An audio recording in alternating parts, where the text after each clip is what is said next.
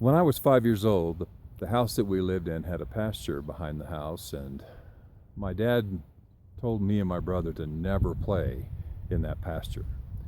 There were two large, mean, aggressive rams in that pasture, and he said it was just a dangerous place to play. So we were forbidden to play there. But because he said we were forbidden to play there, of course we wanted to play there, and so we did. And so one day we decided to go on an adventure down in that back pasture, and so we army crawled underneath the barbed wire fence and took our pretend weapons and went and had epic battles in that backyard. There were mesquite trees, and there was a little creek that wound down through the pasture, and we had a blast. We beat every barbarian horde there was. We beat all the Indians. We killed a few gangsters. I mean, we just had a grand time. And then it was time to go home, and so we made our way back up to the house. And in the pasture, in the corner next to our house of the pasture, there were two wooden pallets that were leaned up on their edges and kind of served as a makeshift ladder, if you will, to go over the barbed wire fence. And so my brother climbed over the fence.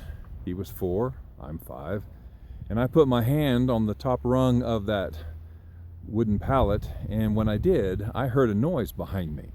And so I turned to see what it was, and what it was those two giant rams. And they were mean, and their eyes had turned red, and fire was blowing out of their nostrils, and they were pawing at the dirt. And my brother began to whimper, and I began to get very concerned. And then all of a sudden, one of those rams charged and hit me full on right in the stomach and slammed me up against the wooden fence. And my brother started screaming. I couldn't scream because I had the wind knocked out of me. And then the ram backed up again and slammed me up again. And I tried to scream, but I couldn't get any air. My brother screamed a little bit louder. And then the ram backed up for a third time. And I just knew that I was going to die that day in that pasture and go see Jesus. And just as that ram was about to make its third run at me, out of nowhere, from the blue sky, a giant hand came down and grabbed me by the back of my shirt and pulled me up just in time so that ram didn't hit me that third time.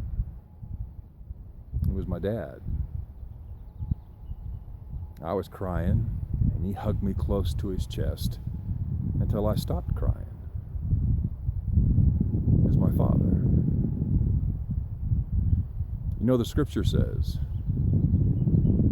that if we humble ourselves under the mighty hand of God, in due time, He will lift us up because He's watching out for us.